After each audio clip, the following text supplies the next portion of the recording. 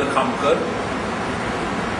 मी गेले 12 वर्ष या बॉडी बिल्डिंग फील्डमध्ये आहे आणि आत्तापर्यंत मी 3 वेळा भारतश्री, 2 वेळा महाराष्ट्रश्री आणि जी ऑल इंडिया रेल्वे चॅम्पियनशिप होते त्यामध्ये मी सलग 5 वर्ष मेडल आणून मी एक वेगळं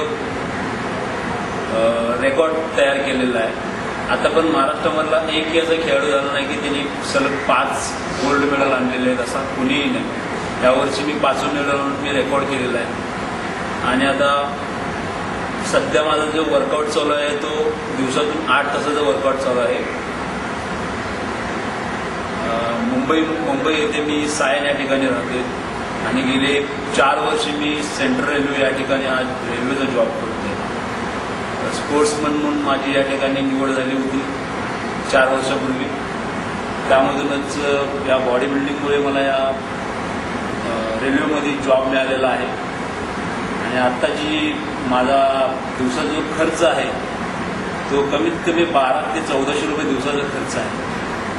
याच्यामध्ये मग चिकन, अंडी, फ्रूट्स आणि जे सप्लिमेंट्स आहेत ते बाहेर गावावर येतात, याचा सर्वात जास्त खर्च आहे। आणि जो रेल्वेचा जो पगार मिळतो तो अगदीच कमी, म्हणजे 6 ते 7 हजार रुपये पगार आहे। त्याच्यावरती काय बॉडी बिल्डिंग करू शकत नाही। मग याच्यासाठी मग पर्सनल ट्रेनिंग वगैरे असं घेऊन या बॉडी बिल्डिंगची सुरुवात चालू आहे आमची।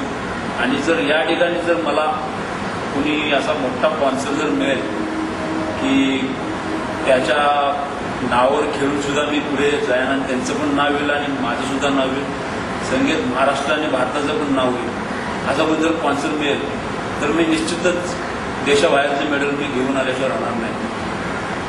आतापर्यंत ज्या कॉम्पिटिशन होतात त्यामध्ये जी रक्कम मिळते ती रक्कम म्हणजे खर्च केलेल्याची रक्कम पुरेपूर निघू शकत नाही अशी रक्कम असते। तरी पण यावर्षी बऱ्याच चांगल्या कॉम्पिटिशन झालेल्या आहेत। आताच महाराष्ट्र झाली होती, त्या ठिकाणी जवळजवळ 1 लाख रुपयाचं प्राईज मिळालं होतं, परंतु त्या स्पर्धेसाठी मी केला होता तर 2 लाखापर्यंत माझा खर्च झाला होता। बक्षिसाची रक्कम पुण्यात आणखी वाढली पाहिजे तर बॉडी बिल्डिंगचं स्टँडर्ड वाढू शकेल।